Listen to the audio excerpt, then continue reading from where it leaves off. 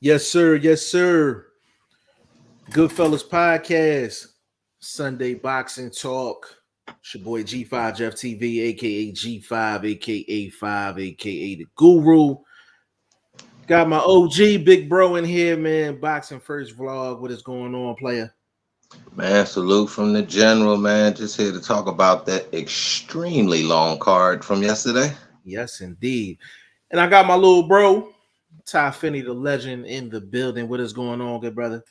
What's going on, man? Kind of tired, but yeah, still happy to be here, man. So let's get Yeah, it. for sure, for sure. For the people that don't know, Ty Finney, the legend, pulled damn near all nighter last night on his channel. So definitely go subscribe to his channel. Also subscribe to Boxing First Vlogs channel as well, just to get that out the way, fresh out the gate.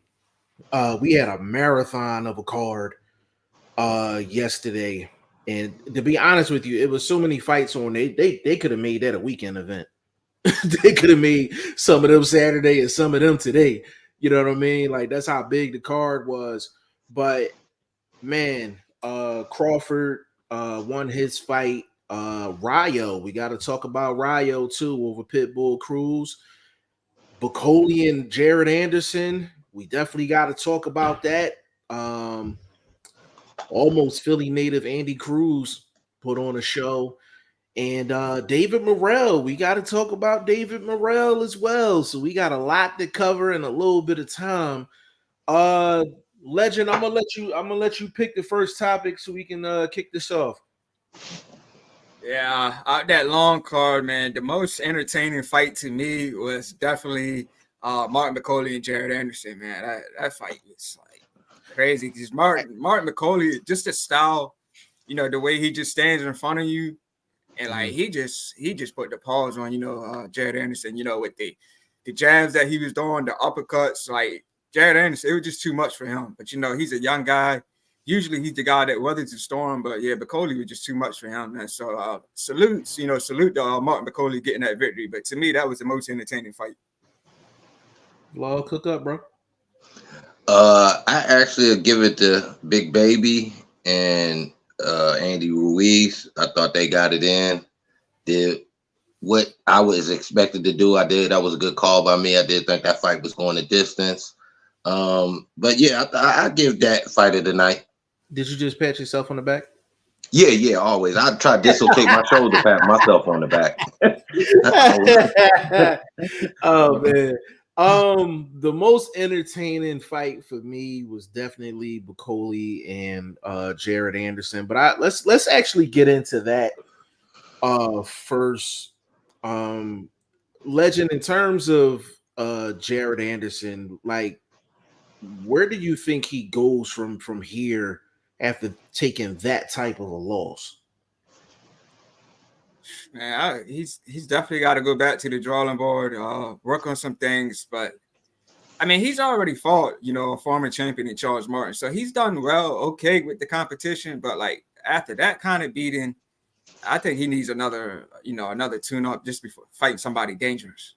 He needs another tune-up or a soft touch, yeah, because that was a beating, man. Yeah, Vlog, what you thought about the fight, brother?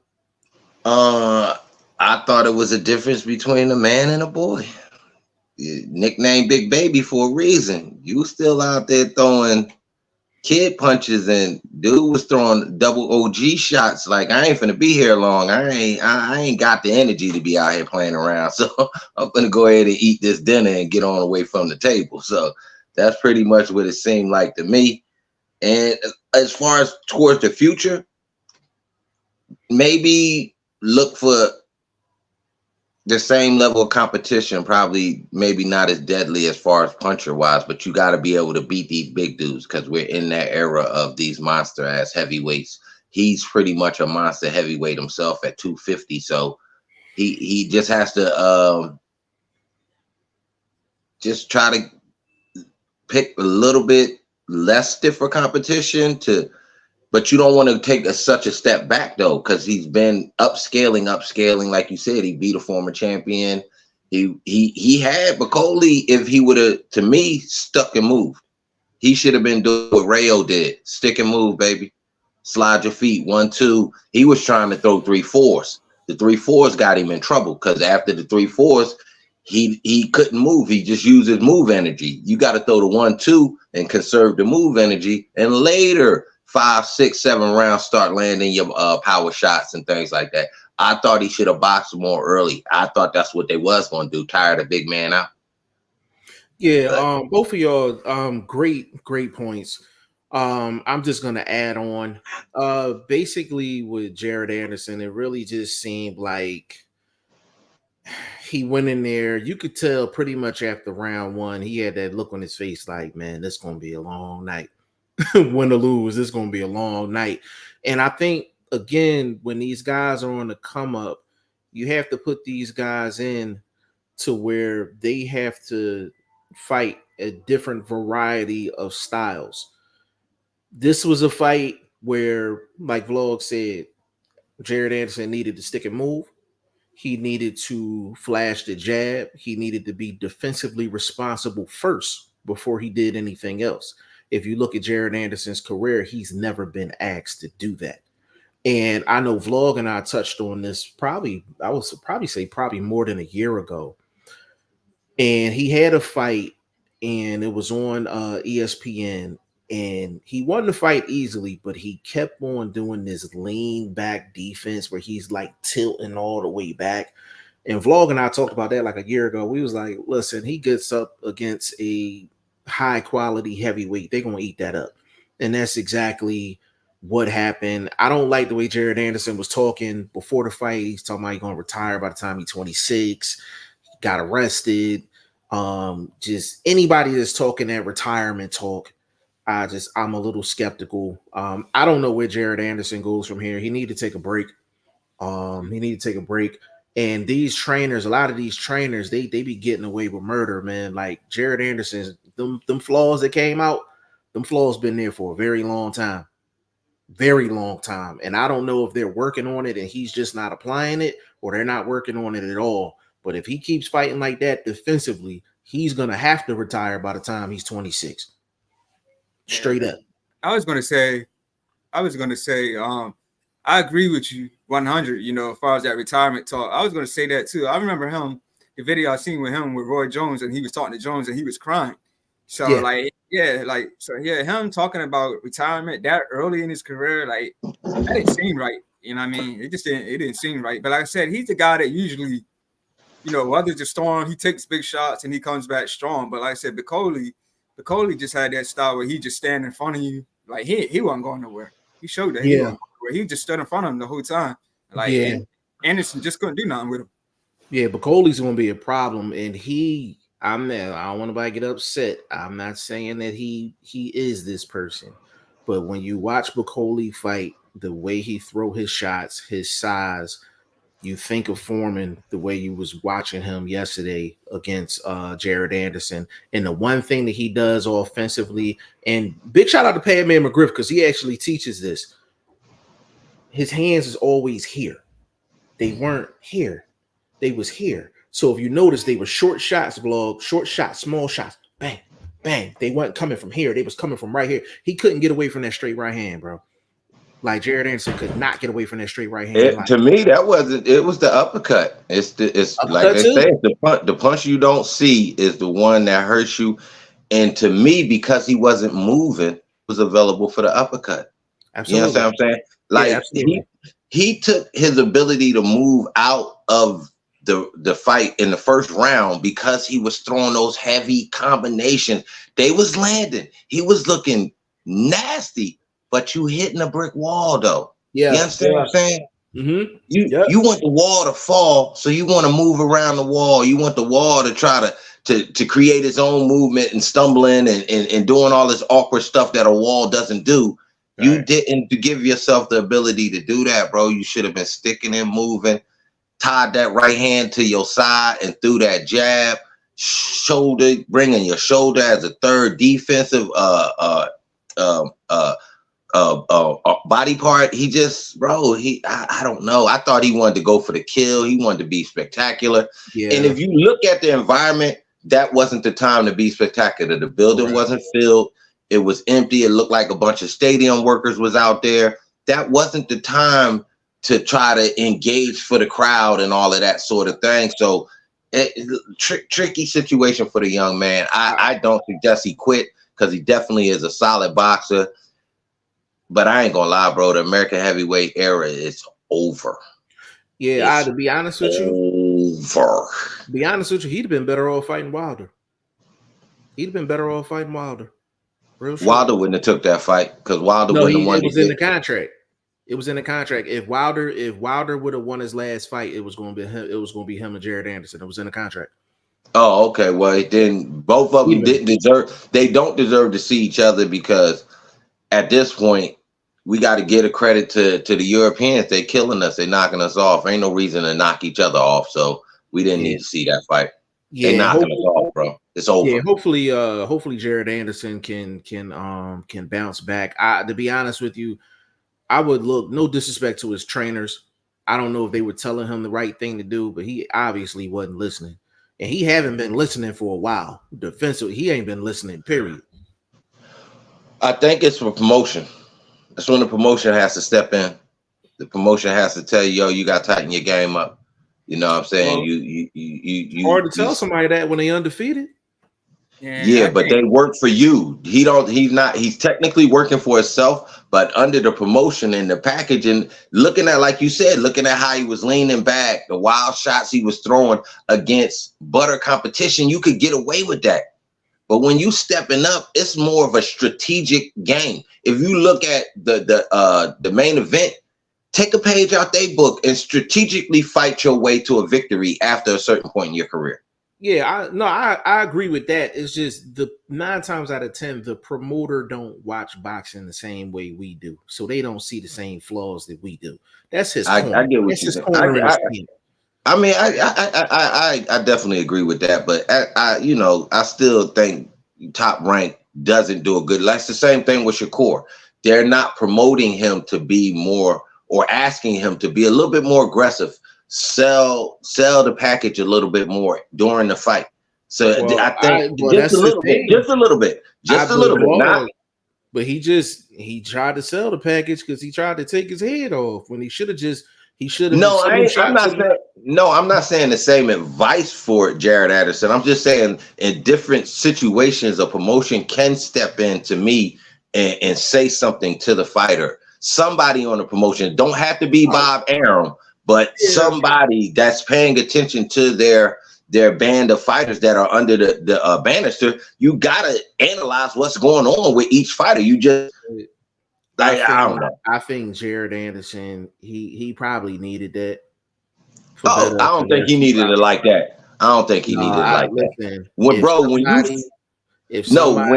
You know how it is in boxing though. You keep getting away with shit. Usually that's the karma that happens. I get it, but when you young and you get slapped up like that, I think it could hurt his psyche a little bit, bro, because that last uppercut, that shit almost knocked that man out the ring, bro. Yeah, but that's the thing though. That's the thing. If you've been going through years of not listening to your coaches, that's what I'm at. That's what I said that to ask you this.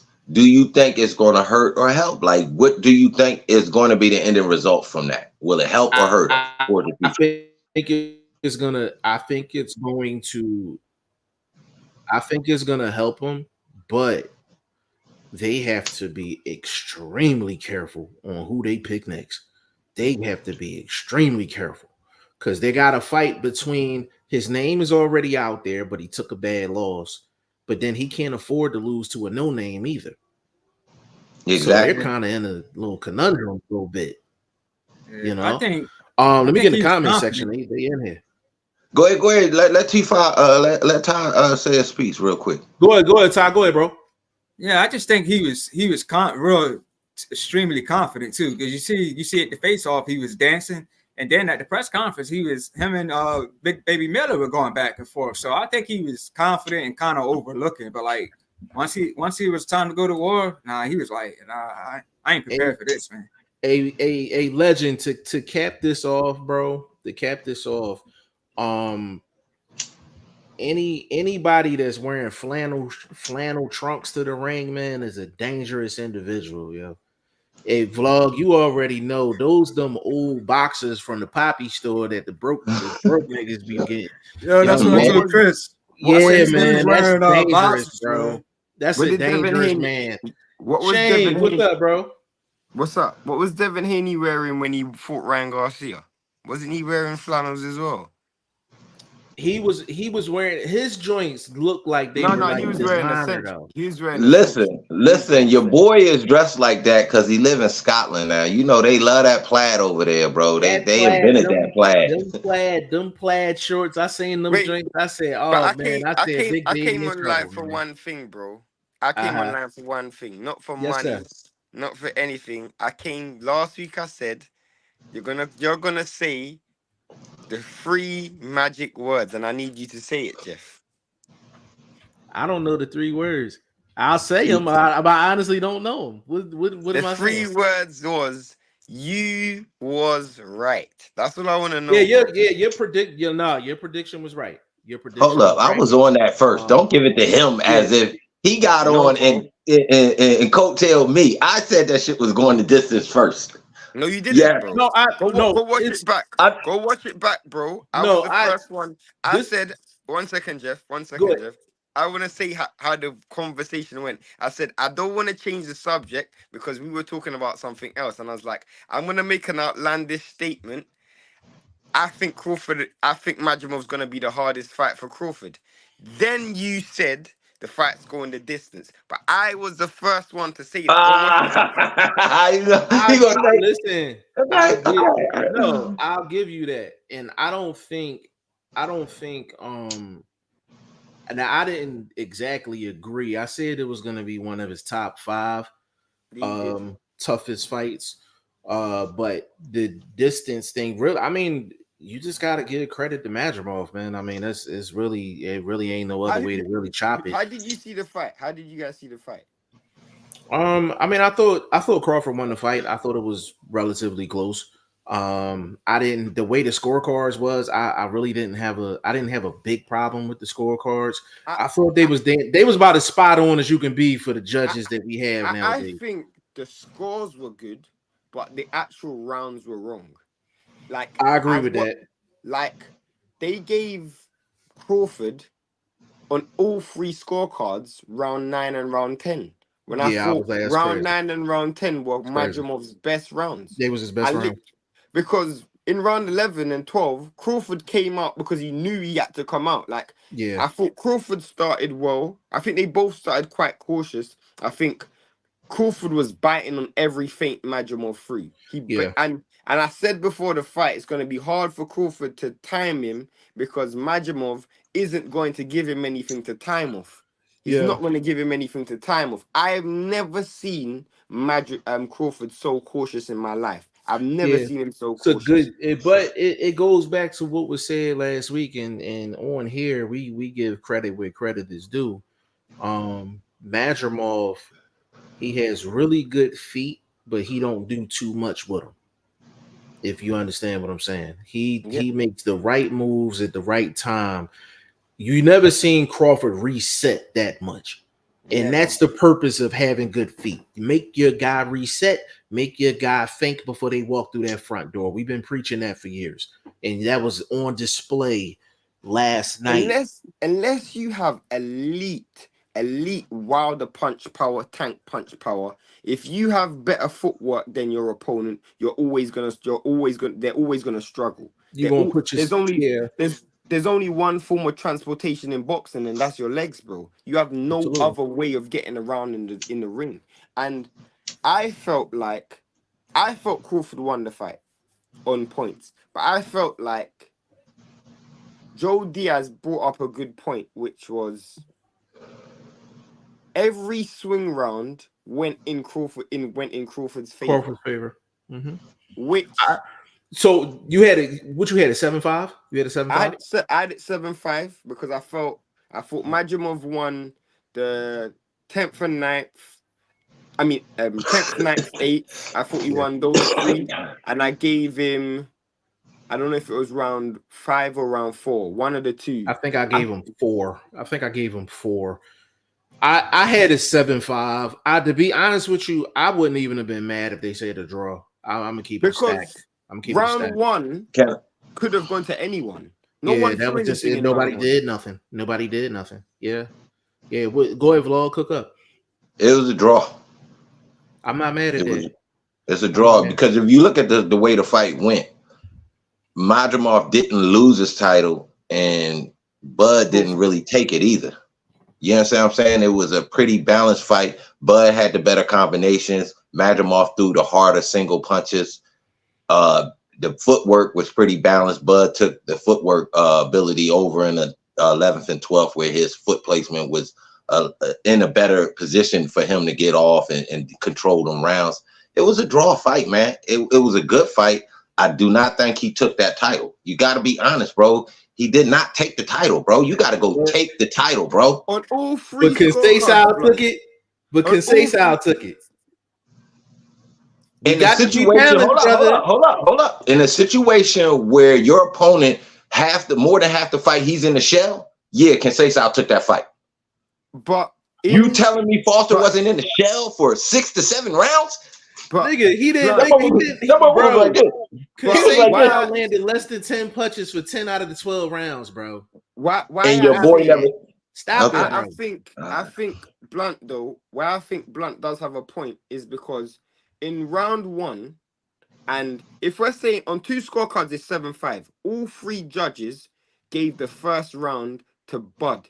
There is no one who can put their hand on heart and tell me that Bud won that first round. You can make the debate for it, but no one really landed anything in that round. Neither one of them. So you can flip a coin. The fact that you gave the benefit of doubt to Bud shows me that there's hometown cooking. I felt like he wasn't in his hometown though. When I mean hometown cooking is the same home country, he's the A side. That's what I mean. I felt, and I'm saying Bud won the fight on my score because I felt Bud won the fight. But the fact that nobody saw that fight as a 6-6 when you all 3 gave the first round to Bud, when nobody really won that round. So for me, if I'm a champ, Jeff, if that fight's in Uzbekistan, who wins that fight? I mean, probably. That's probably a draw. It's probably a draw. It's probably a draw. But when Vlog said it, I said I didn't have a problem. I didn't have a problem with the draw. If you have it 7-5, you can't say that 6-6 is not fair. You're one round. Okay, answer me a question. Can you see it 7-5 the other way? Yes. You can see it 7-5 the other way too. Okay. Yes, absolutely. Listen, that was. I guess I can kind of sum it up like this. It takes somebody of Bud's type talent to figure that out. There's a lot of fighters that's not beating that Madrimov from last night. Bro, you said the same thing my cousin said yesterday. Like, there was a moment in that fight where everyone was booing Crawford, and I'm like, what people don't understand is Crawford, the only reason why that fight was anywhere near competitive is because Crawford didn't overlook Madrimov. If Crawford went out and fought like everybody else said, he would have got stopped. He would have got stopped. Yeah, he's losing. Because he would have just walked in there and thought, you know what, I've knocked Spence out, so I'm going to knock this dude out. Bro, the foot feints that Madrimov showed in the first 6 rounds, bro, I don't think I've ever seen anyone humble another fighter just off foot feints. I've never seen it, bro. Bud was biting on every feint, bro. Every feint Bud was biting on. And he just so great from Crawford to make the adjustment. Like, no. Answer me this. Answer me this. If you're the challenger and you miss damn near a third of your shots, is that taking the title? Conceição did the same thing, bro. This is what I'm talking about, bro. Listen to what I'm saying. Listen to what I'm saying. While Conceição, well, listen, you saying Conceição did that. So while Conceição was missing, was Foster even throwing? But that wasn't your point. No. You ain't answer my question. Answer my question. No, was Foster? I answered your question. You said that wasn't a thing. That's not answering my question. Was Foster throwing? Repeat your question. while Conceição was missing, was Foster even throwing? Yes, he was. He landed more shots. Come on, bro. Stop, bro. Stop, bro. Stop, bro. Google it. Bro, I put the numbers up. He threw damn near 300 more punches than he did. Bro, we're talking about landed shots, bro. Landed shots. Neither one of them was landing, so I'm going to give the fight. Listen, hold up. Can I finish? If I'm judging a fight and one fighter's not even throwing, I'm going to give it to the dude that is at least causing the fight, giving me the action. That's what you break that fight down to do. Who landed more shots, bro? Who landed more shots? I don't care about that if you're not giving me no action. What's the point of If you throw 100 punches and you land 70 of them, and dude throw 800 punches but only land 60 of them, I'm going to give it to the dude with the 800 punches. Shane, come on, bro. You missed it. You missed it. No, Shane don't got nothing to do with this conversation. This is between me and you. Shane, ain't he supposed to score? Of course. Ain't he supposed to score? Of course. Okay, so if you're not even giving me the action to score, why would I give the fight to you? You're not giving me the action. You know the thing with just stop. The champion. The issue with the Conceição and the issue with the Conceição and Shaki Foster thing was the rounds in which Foster won, he won very clear. So if you score if you land 12 punches in a round, and I land 2 punches in a round, it's still 10-9. It's still 10-9. So even if Oshaki, because I get both of your points. But the thing with Oshaki Foster, where I have no sympathy for Foster, is because in rounds where it was 10-2, you won that round, but you only win it 10-9. How big the gap between punch stats, it doesn't make a difference. If I win a round 10-2 in punch stats and you win the next round 9-8, it still works the same as 10-9. Hey, Shane, still come out you want to know, but you want to know why I said what I said the vlog? You want to know why I said what I said the vlog? Why? Vlog said if the challenger does something in regards to the champion, should the challenger get it? That's why I responded with the Conceição shit. Because he just said the opposite the previous week. He said the opposite. What are you saying though? What are you saying that I'm saying? Bro, you said the person that bought the fight, right? Yeah. Right. Yeah. I said you, and then you also said the challenger didn't take it from the champion. My point in was the Bud situation. In the Bud situation. But you compared them to though. That's how I compared it, because Bud, like Shane said, was biting on so many feints. He didn't have the ability to really go take the belt. He was too cautious. He had a good fight. I'm not saying he didn't. For a dude of his ability, he fought through the cautiousness. He found a home for his shots. He said, okay, the only shot that's really going to work right now is the jab. He controlled the fight with the jab to a certain extent, but he also he didn't control the fight. He did not go say round 1 to round 12. I'm controlling this fight. I don't think Jeff saying Crawford controlled the fight though. No, I'm not saying. I'm not saying. No, I'm talking about as far as going to get the belt, going to take the belt. Look, I understand what you're saying. I only wanted to make one point. You said Crawford didn't take the belt from Madrimov. He did. But then in the same breath, you said the Conceição took it. Because he took the fight to the champion. He took the fight. That's all I'm saying. That's all I'm saying. Why you not let me explain why I say Conceição won a title fight? He took the fight to the champion. He made the fight happen. In this situation, Bud was cautious while doing work. It was a balanced situation. Can I ask you a question? Yes. What does ineffective aggressiveness mean? Is what Jared Anderson? Ineffective we ain't gonna twist this shit, bro. Don't do that, bro. Don't do that. I'm right in a way. That's aggression, but it was ineffective. He was punching the shit out of goddamn Coley, and it was ineffective. I get that. But they were landing shots, though. It wasn't effective. It wasn't effective. But he landed, though, because they saw landing shit. It wasn't effective. Bro, listen. Am I right or wrong? We gotta move on. I gotta argue with you. It's my fault because I brought it up. That's my fault. Go. That's my fault. Let me get the comments. Yes, Ty sir. Finney. So continue. I was gonna ask. So Finney I'm a gonna run through the comments real quick. Brendan Smith in the building. Big shout out to you, bro. He said, I thought TC won, but I thought it was what you like. That's fair. That's fair. He said, I thought TC should have made it more into a fight. I don't agree with that. I don't agree with that. I don't agree with that at all, but I'll get to that. Damn, King Louie. Big shout out to you, bro. He said, shout out to G5 and Vlog. Big shout out to you, bro. DM3ENT. He said, I'm tuned in. Big shout out to you. DOG215, what's going on? Said Bacoli was there to pick off Jared. Euro heavyweight stayed far away from Bacoli. He took the bait. Good point. He said, if Jared did his homework, he'd know the top heavyweights got beat up in sparring by Bacoli. Sparring don't mean that. I know Shane gonna get on that. That's not necessarily the truth neither. Yeah. Like, he had a great spar against Dubois, but he's sparred some guys. He sparred Fury and he didn't have as much success. He didn't beat up every heavyweight, but right.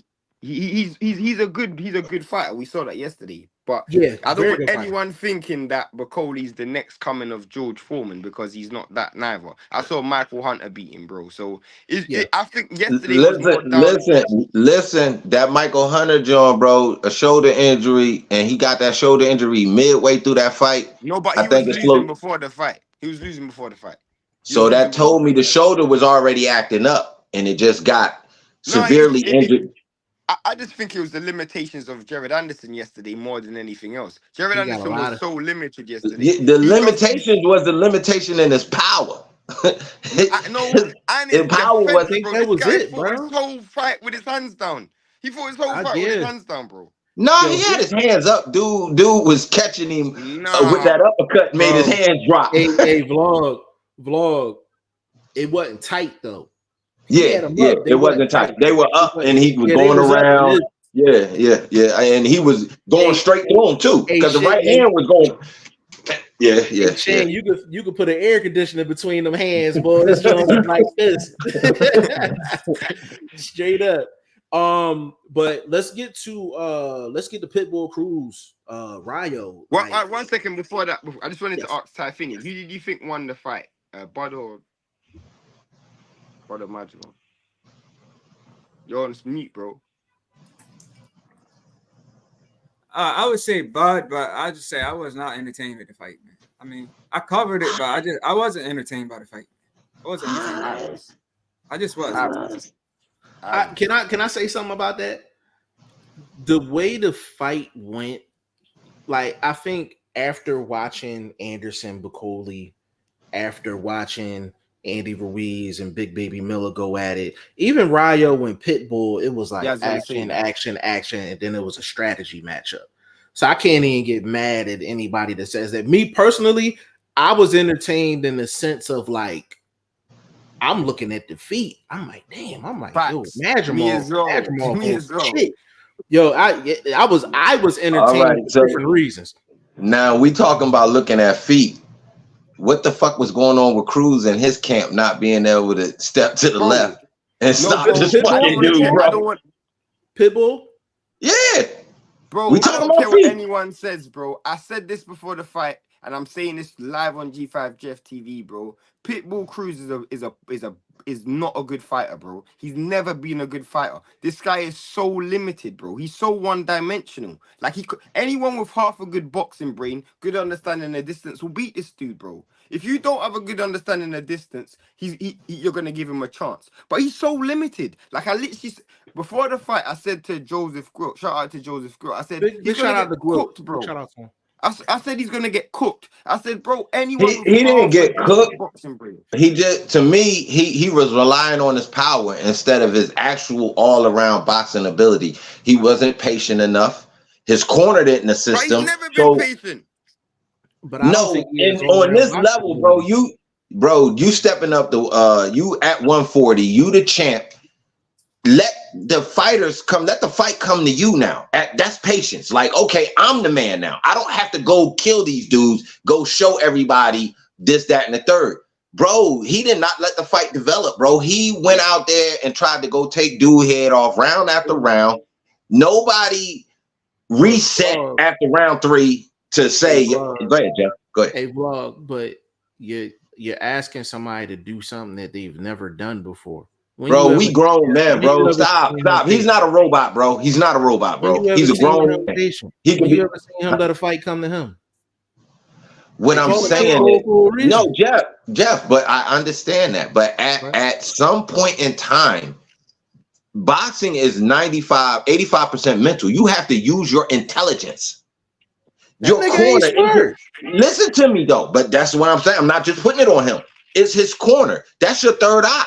They're supposed to be able to rein you in, calm you down, help you with all the outside sort of stuff that I just did not see any corrections going on in the fight. Blunt, I think even if he had Emmanuel Stewart in the corner saying, bro, you need to let the fight come to you, Pitbull would have still done the same thing, bro. Because, bro, this guy is so limited, bro. Literally. He showed me that last night.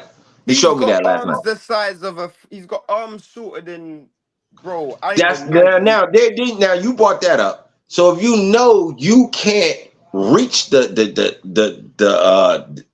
object, why even throw the punch? Like he was throwing punches that you knew you wasn't going to land. Like, what the fuck is this dude doing? What the fuck is this dude doing? Vlog, he been doing that his whole career. The only difference is he just couldn't get to this guy. He been doing the same thing his whole career. Anyone who had half a good boxing IQ, the reason why people loved him is because he beat Rolly. I'm like, Rolly can't box, bro. Rolly, for all Rolly's talking, like he can't box. If you have Rolly's a Latin Adrian Broner.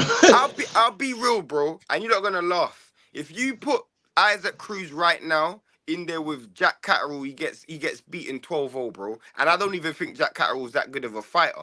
But he beats Pitbull Cruz because he's got half a good boxing brain, bro. Once you're willing to just use your bit of movement, keep your distance, you'll beat this dude because he's got no ability to adjust. That same thing you're talking about, asking someone to say, you know what, let me rein this in and stop trying to throw punches I'm not going to land.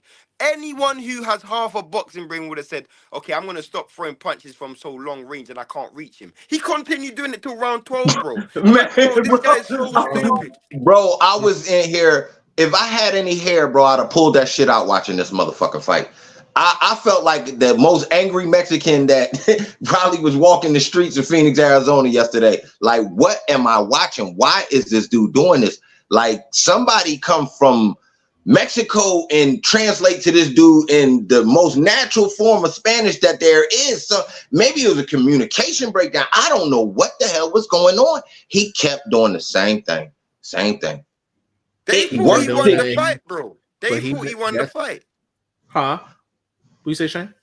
They thought he won the fight. He won the fight, bro. I'm gonna say this in defense of that. They bugging. He didn't get blown out the water. He didn't lose a fight. He lost a boxing match.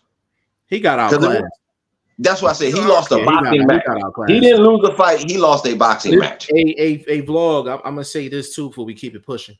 It's very hard to let a fight come to you when you got the height of a preschooler. Can I say this though? In another defense, if you remember, hold on. If you remember, there were times in the fight where he stopped to catch his breath and all of that, and obviously we seen Valencia. Rayo. Nah, what's his last name again? Venezuela. Yeah, Venezuela. Valenzuela. He was actually coming forward. So to me, that's when now my power can come into play. The pressure's coming to me. When that happened, he still wasn't throwing the right punches. That was foreign to him. That's what I said, bro. They I don't know. I blame that on his corner more than anybody else. But we could definitely move on. Vlog, his plan B was enforcing plan A. Man, when you're a one-dimensional fighter, that's usually how it is, bro. And plan C was try plan A and plan B again. Facts, bro. Facts. Big shout out to Bruce Gas, man. Big shout out to Bruce Gas. Said salute, brothers. Big shout out to your family. Dog 215. He said Bud post fight said Madrimov patience was what stood out the most. No, listen, but you could tell he did his homework though. Like if he would have came in there bullshit, it would have been a clear loss. Can I be honest? Can I be honest? Can we? hold up, real quick. I ain't even gonna be long. I think we could change the word patience to power.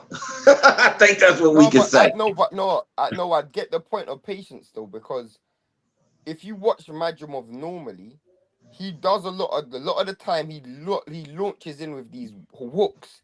He spent the whole camp with Bivol. He sparred Bivol the whole camp, and I felt like he looked a lot like what Bivol does. Bivol. Where Bivol That's doesn't straight. overcommit. That's straight. He did not overcommit, and he relied so much on straight shots. You watch Madrimov Man, that normally, straight right he hand to relies me a was. lot on hooks. I thought the straight right hand was the power punch of the fight. It was the punch that stood out during the whole fight to me. I seen Bud jab active, but that straight right, man, that was very devastating against the southpaw position. And Bud just kept taking it like, I'm not changing, because to me, he didn't want that left hook. He'd rather take the straight right than dude's left hook, because dude left hook is the one that actually had his eye starting to drop like he had Taco Bell palsy, because his eye was starting to sag a little bit.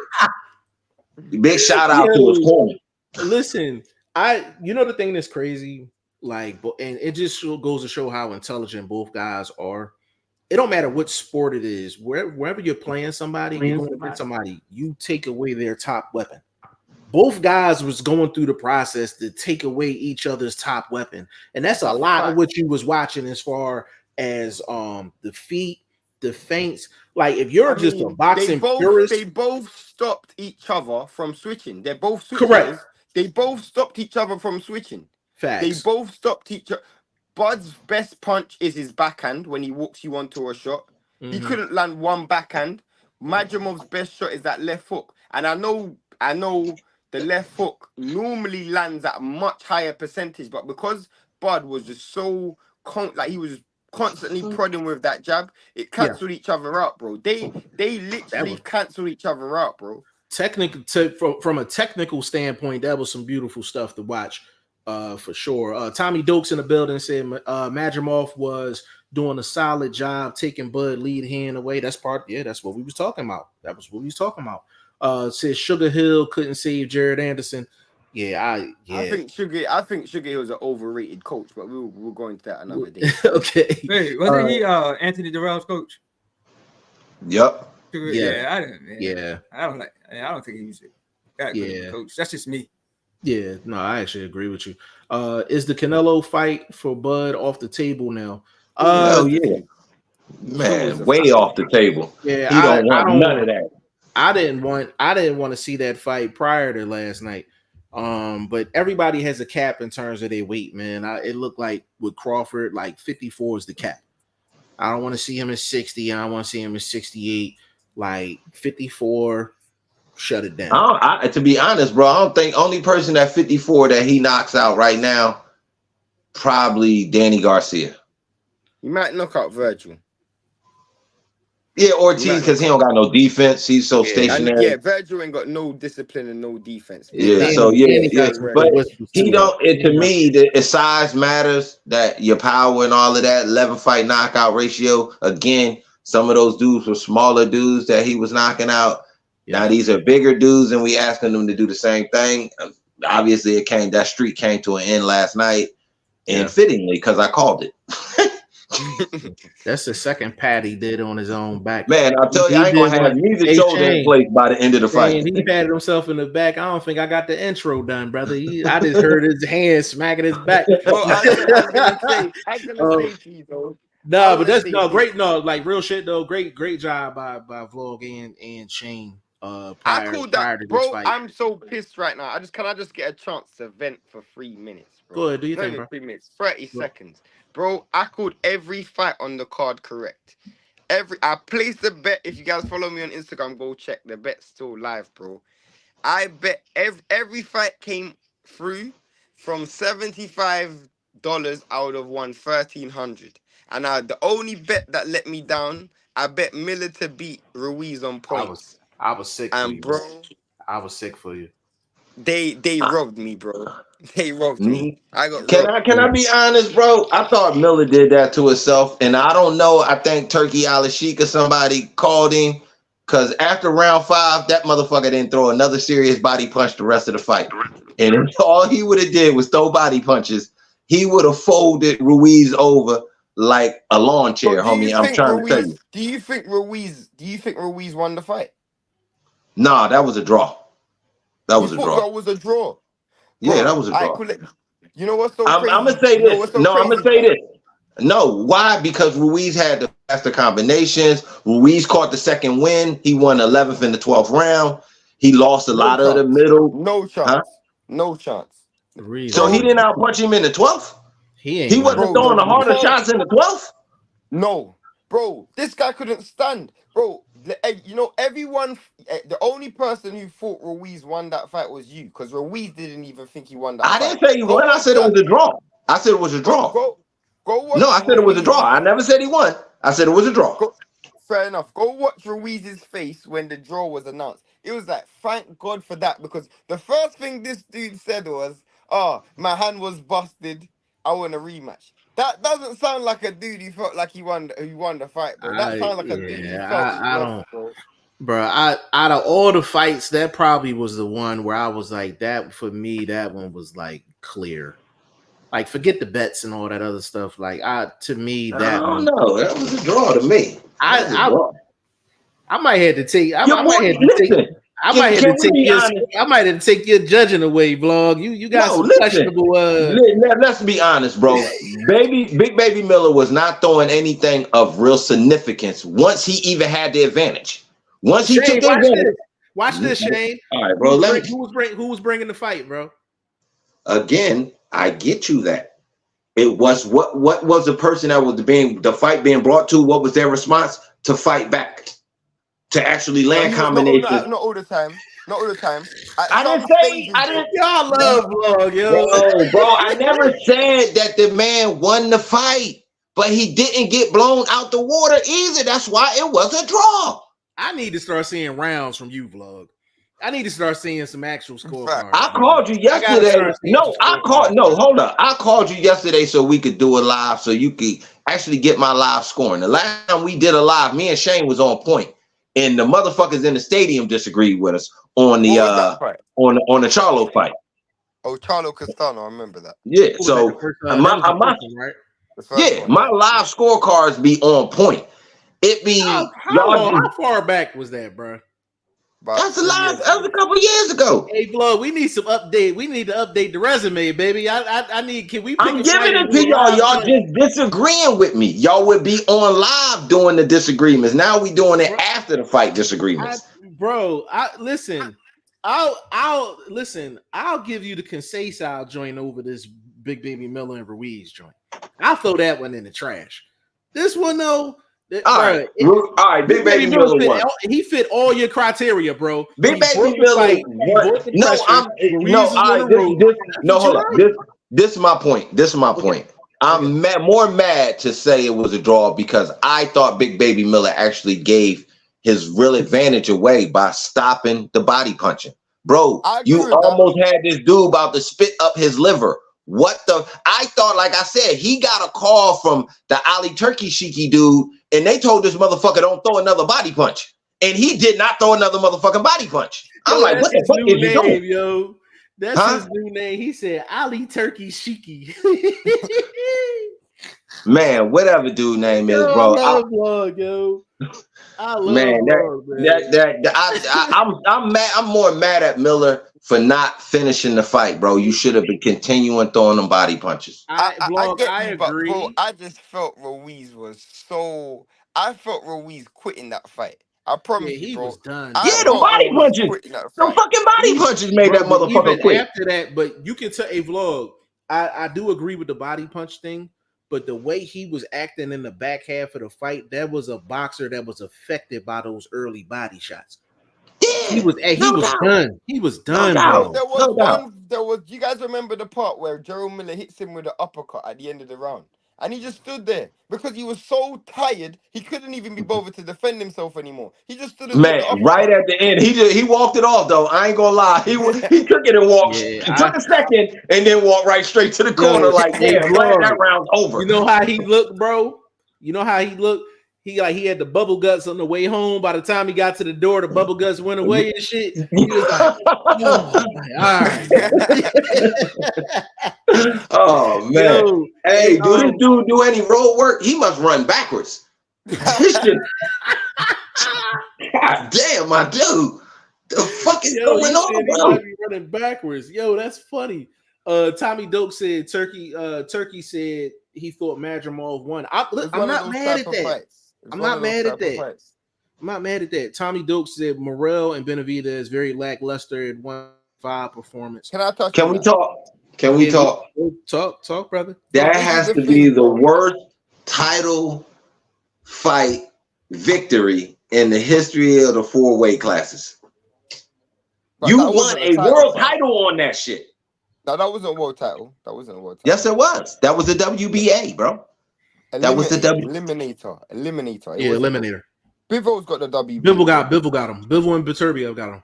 No, I thought that was nah, bro. Nah, bro. That's not a undisputed. Money, it's No, it's an Eliminator, bro. Beterbiev versus Bivol in October. So what strap did he get? What strap did they give him? WBA interim. It was an interim belt. It was an interim belt. What's the purpose of having an interim belt if you got a champion? What are y'all talking agree. about? I'm confused. I'm confused. Okay. I agree. I don't even want to get into it. We ain't gonna get into that. Yeah, that's fucking But boxing. David Morrell, bro, and the funniest thing is, it's like David Morrell and especially Benavidez, bro, they've benefited from being bigger than their opponents. Absolutely. And when they moved up to 75, like, you guys got to understand the skill level and the ability level between Beterbiev and Bivol and everyone else in the division is so big, bro. It's unbelievable. Like, the dude who Morrell just went the distance with, 3 years ago, Beterbiev knocked this dude out in 4 rounds. Morrell didn't even look close to knocking this dude out, bro. Man, dude looked like he having trouble with orthodox fighters. Like, bro, go ahead, T10. His opponent, Morrell's opponent, he was doing the shoulder roll good though. Yeah. He was doing good with that shoulder roll, and he was using footwork. He was crafty. Finney, the thing about the shoulder roll is he used it so much against the southpaw. You rarely actually see that. And to be honest with you, I remember years ago. He wasn't doing that years ago, so he done improved his skills a little bit. He wasn't pulling that shit years ago. Okay, can we be honest, bro? Y'all giving him credit on the defensive side. Man, that motherfucker offense was junior high school-esque, bro. He was throwing some little brother shots, bro. I can't give him no credit for the defense if you offensively showing me that, bro. Stop. But that's different things, though, bro. No commitment in his punches. No commitment in his punches. You gotta understand, bro. He was brought in as a game I get winner. it. He wasn't I brought get in it. I to get be a it. winner. I get He it. was I get supposed to give Morrell rounds, and he done his job. It was He did his for job. Morrell to get him up out of there, bro. I get it. I get it. But if that was the case, then I'm not giving them no credit at all. I ain't giving them no credit for not getting knocked out if you didn't come to win. He was competitive. I think he did about as much as he could with the skill set that he has. I did too. Yeah, I think he did quite a bit. Morrell, I'll be honest. But it goes to show that jump, that 68 to 75 jump ain't nothing to be played with. Nope. That ain't nothing to be played with. I mean, especially if you picking the wrong cupcakes. That you know what I'm saying? You picking the wrong cupcakes. Yeah. Straight up. Tommy Doak said Rayo looked better with Robert Garcia. I don't think it's Robert Garcia. Like, technically you could say that because he was in the corner for the last 2. But like, I just think sometimes just guys just figure it out. Rayo got robbed in the first Colbert fight, so he had it. He just changed it up after the so limited, bro. Pitbull Cruz is so limited, bro. Hey Shane, you know what I like from Rayo yesterday, yo? That little sneaky uppercut that he was sliding up in there. Yeah, that uppercut, because you know what, it was so good because he threw it from the same angle that he threw the jab. He just turned it at the last minute. Yeah, it was so good. And he was giving like that uppercut was coming straight from the shoulder roll. While y'all giving out credit, I'm more angry. Like y'all saw all of this that y'all liked in the fight. I saw so much in the fight that I disliked. Oh, that is a great point. Like I was just Someone said, Bud is the only American to win under Turkey. That's a fact, bro. That's a fact. Look at it. I'm gonna run through them. I'm gonna run I'm- through them real quick. Does Rayo School and Pitbull make Tank look bad? No. No. not at all. What about Crawford versus Tank? Mel? How y'all see that fight playing out? I I don't think even want to see that fight. But Crawford I wins, said, but I don't. Where is Mel? Like he's Mel staying at 154. No, He I don't came believe out. no, that. I mean, like, I don't where believe is he? that. I got to see that before I believe that, bro. This guy got a nice paycheck against Canelo. This guy's living a comfortable life. He said I he's staying need at to see, 154. bro. I've heard Adrian Broner say he's fighting at 40 for the last 3 years. He ain't made 40 in years, bro. I need to see this dude at 54 before I believe that, bro. Broner had to lose 40 just to get to 47 and shit. You know what I mean? Stay ready, Mac. What's going on? He said, "What's the damn deal?" He said, "See, y'all should have took my bet. Y'all would have won." I know, bro. We forgot to follow up. I We was definitely so got to follow confident up. as well, bro. I was willing. Yeah. Me and Blunt was willing to take everybody's money. Yeah, they was gonna take everybody bet, bro. So you lucked up. Dog 215. He said Bud is the only American to win under Turkey. Let that If you sink think in. about it, bro, Amo Williams, Raymond Ford, Wilder, what's that guy's name? Jared Anderson. They all lost in Saudi. They've all lost. That's crazy. That's crazy. Mark Sanders, big shout out to you. He said, "Is Crawford Spence 2 still scheduled?" No, not at all. Nah. Nobody want to see that shit at 154.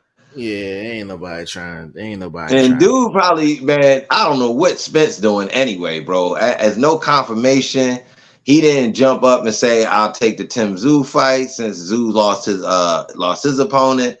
I don't know what's going on, and he got the legal stuff that he's dealing with too. So let me ask you guys a question. Who you guys put? How do you guys rank 54 now? Because it's wide open, bro.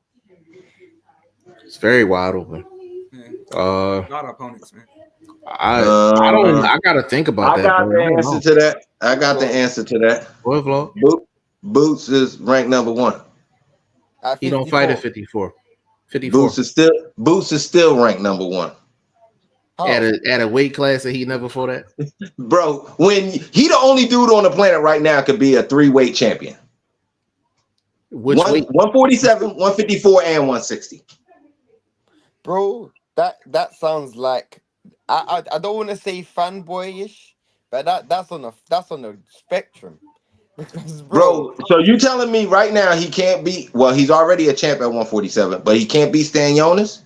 You telling me right now he can't go to 154 and do as good against Madrigal or even better against Madrigal and had took his belt? He can definitely beat Fundora. Man, he will chop Fundora down like a lemon tree, homie. I'm trying to tell you, man. So again, in that 160 is a wide open playing field. So give me any name.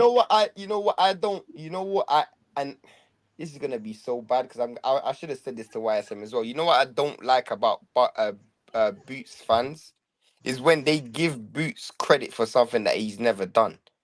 Bro, let's stop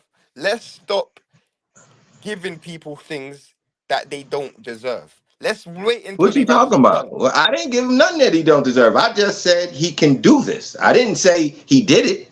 I didn't say he should be applauded for doing it. I just said that these are things that he could do. You give me another fighter right now that could be champion in 3 different weight classes. Just give me a name. Just give me a name. Bro, I can say Bud Crawford. What division? He can go up to 160. He barely got out of the 154 fight. Struggling, throwing hard. I mean, Bud was doing everything he could to throw hard punches. I could say any name because what you're doing is you're basing it on Lord. tangible. I can say I thought you wasn't gonna be on here long. I could say dude, man. I can say this fucking dude. Oh, bro. Go ahead, bro. You didn't give me the name. I just asked you for a name. That's all. I didn't ask you for all that. Bro, I can say Conor Ben. Conor Ben. You talking about a drug addict? Are you telling me a drug addict? Bro, I don't believe it. I don't believe it. I don't like Conor Ben. You're not getting my point. Blunt. You not giving me a point. I asked you for a name for a dude that you think listen can to be what champion at 3 different divisions you right can't now. ask me a question and then not let me answer and let me You're not explain, answering bro. it. You're not letting me explain, bro. As soon as I say one sentence, you're cutting me off, bro. So my point is, you are basing the logic of Boots being able to win at 3 weight classes based on what you believe, not based on what you've Based on seen, what bro. I see in the ring. Based Bro, on what I've seen in the ring. he's never Based fought at on what I've seen, 54 I or can make 60. that statement based on what I've seen in the ring. But That's he's the never only way fought I at make the 54 or statement. 60, bro. How can we give someone credit for But something we he's never know he done? can carry the weight. So are How we do we not? know So that, or bro? do you not know How do that we he can know that? carry that weight? Do How you do we not know know that? that? We don't know. How We do we don't know that? know. How do we I know don't that? know. It's an First of all, assumption. It's an assumption, bro. you know how I know? Because Bud How? just showed me a dude that walks around at 160 can fight at 154. So Boots, the dude that probably walks But around at Boots and Bud 181. aren't the same Listen thing, to bro. all But right, now all right. Bud, Boots is Boots is a better Bud, fighter than Bud. That's why I think if Bud did it, then I know Boots can do it because no, but Boots is a no, better but fighter than Bud. no, but the reason why you can't use that as an excuse is because at least Bud What has got. excuse? I didn't use any excuse. No, What okay. excuse are you talking about? The reason why you can't use Bud as an example is because Bud has shown in the past that he can fight at multiple weight classes. Boots has never shown that. So what are we basing this on, bro? Bud has shown he's fought at 35, he's fought at 40, he's fought at 47.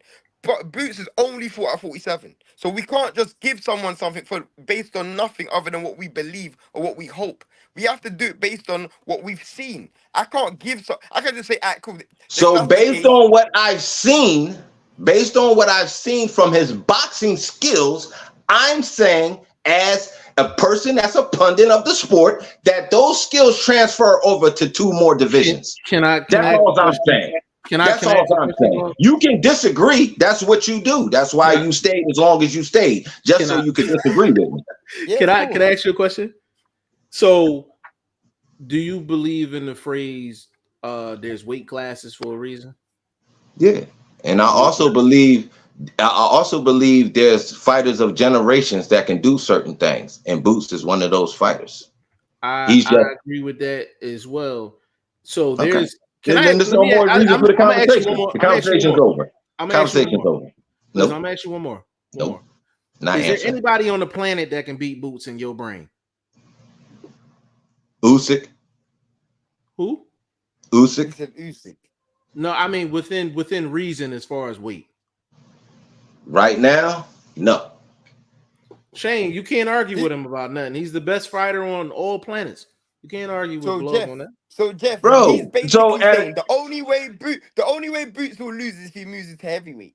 He said Usyk is the only one who can beat him. So the only way Boots is losing is You know heavyweight. bro. Come on, bro. Now you want to go literal and shit. You want to go literal and shit, man. You know I was just joking around, bro. But being honest, bro, I'm being honest, bro. Like out of the fighters that we know, there's probably a fighter we don't know that could beat Boots. I'm talking about the people that we know. If he wasn't from Philly, would you still have him so high? If he wasn't from Philly, would you still have him so high? Honestly, probably not.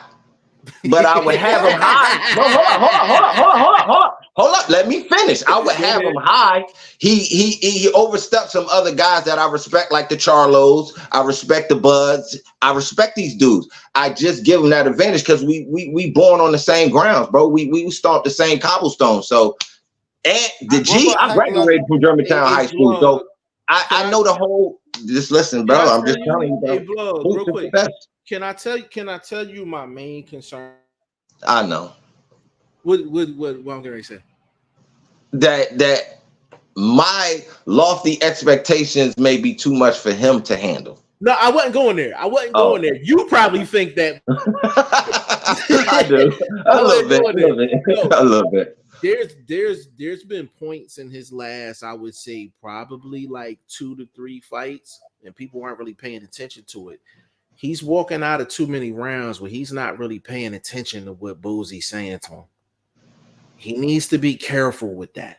Bosey's telling him to do certain things, and Boots is going in there in straight kill mode. And I know Boots because he's from Philly, and I know him from the gyms and all that. I know he's a very intelligent individual. I need for him to start paying attention to Bosey a little bit more. But because it's the last 2-3 fights, Bosey ain't been happy. the Jeff, last two, three fights because he's not really listening to him. The luckiest thing for Boots, bro. The luckiest thing for Boots. He's in a 147 division that I believe is weak. I believe the current 147-pound division is weak, and Boots will walk through everyone at 47 because I think that division is weak. I also think. Listen, real quick, Shane. He would have walked through him when the division was live, but those dudes were ducking him.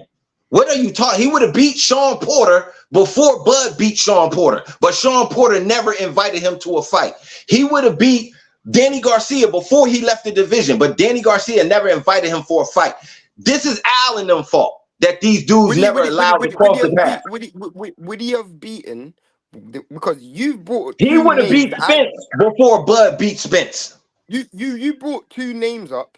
You brought two names up that I don't even think are elite fighters. I don't think Danny Garcia. I'm talking about when the 147 had the names. I'm talking about the Thurmans, when everybody was in the division. But Boots was still 21, 22, 23 and 0. But he was still a guy that you could have picked up the phone and said, "Yo, let's make this fight." But Blunt, and they avoided that. I'm not disagreeing with that. But what we're not gonna do, what we're definitely not gonna do, is say Stanionis and Barrios is anywhere near the levels of Thurman. And I'm not definitely not saying that. Definitely not saying that. That's why he shouldn't stay there. Don't even let the motherfuckers have that shit. Hey, Vlog, do you have a burner account? No, I don't do all that phony shit. You know why I asked that. Hold on. Brennan said, why should TC not make it to a fight? Let me answer that real quick. What does he mean? So he's talking about his comment earlier. He said that he thinks that Bud should have made it more of like a firefight.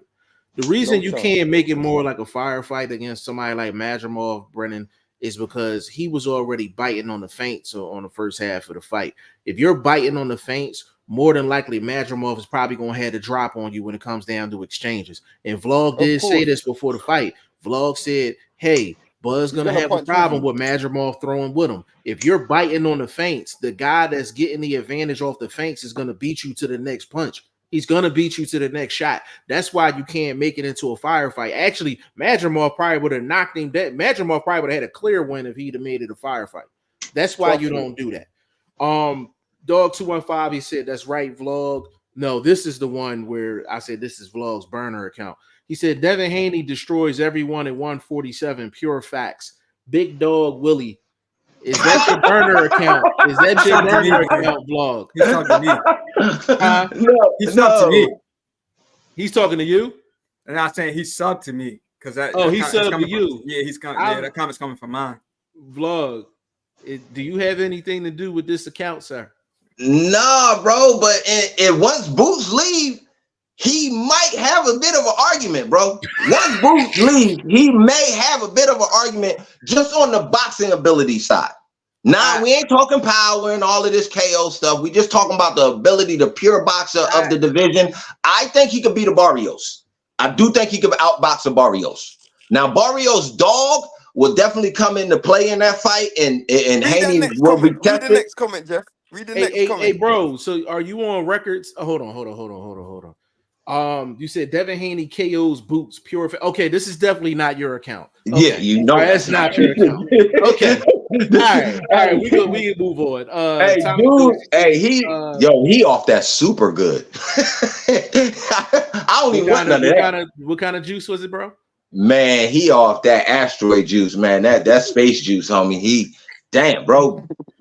Haney KO's Boots. Whoever that guy is, if that fight ever happens, I'll bet you all the money that I have at that time that doesn't happen. I'll bet you money that I don't have that doesn't happen. No. Tommy Doak said, did you think it was odd they started that card at 1 p.m. on West Coast with those earlier fights out in 90-degree weather? Arena looked empty most of the night. To be honest with you, when I was at the Boots fight, a lot of that crowd, the main crowd comes in for like the TV portion of the card. If you're looking at fights, probably Legend, you know this. If you're talking about non-televised portions, you talking family members and members of the team that's in the arena. And bro, hold up, bro. They had Shakur out there by himself for the Andy Cruz fight. they messed up, bro. The production was all over the place. A lot of wasted money. A lot. I would like to know what Ali Turkey Sheedy did for the community in the surrounding parts of that situation, that arena and things like that. Because I've seen a lot of wasted money on production. Did you do anything positive while you put your promotion on in that area, bro? Because man, all the fucking fireworks and all that garbage, bro. Then you brought on the fucking hip hop hillbilly. You what the fuck? Where the fucking grave did y'all find this motherfucking cornball at? This is the first time I'm actually I'm gonna go worse than I actually agree with Blunt. I'm gonna go even further. I actually think as a Riyadh season card, and I've watched every Riyadh season card, I think that was by far the worst production I've seen. Fucking terrible. Because that was terrible. He does not know the American market, bro. This dude does not know the American market. Bro, this guy, it was horrible. You put a old white man up there with saggy pants on before the main event. What the bro? What bro? But I even think more than that, bro. I even think more than that. When you go back to that point, bro, why would you do that, bro? Why would you slow the main event down with a half hour? I don't even know what he's saying because I fucking muted my goddamn computer. I wasn't trying to hear nothing. I'm like, why is this dude pants sagging? This motherfucker 55 years old. What the fuck are you doing? Bro, I don't bench, bro. Tell Ala Turkey Sheedy to stay the fuck out of the goddamn that part of promotion. Just do the fight thing. Don't do none of that, bro. Just stop, bro. I love vlog, man. I love vlog. Tommy Dukes, he said it felt like everybody had their knee pads on for Turkey last night. Well, that's every that nigga was getting his dick sucked from the back last night, homie. Like, god damn. God damn, nigga. What the fuck? Yo. Bro, you better never pull up to Saudi, bro. They ain't got no weed out there, so I don't think you even want to go out there, bro. Oh no, I don't go nowhere where the thing ain't going, homie. You already know what my get down is. Dog 215 said should have been Kendrick. We gotta cut this off, man. I gotta get to work. Yo, this was a legendary joint, man, for real, man. Big shout out to Boxing First Vlog, Shane, legend. Social media and all that good, brother.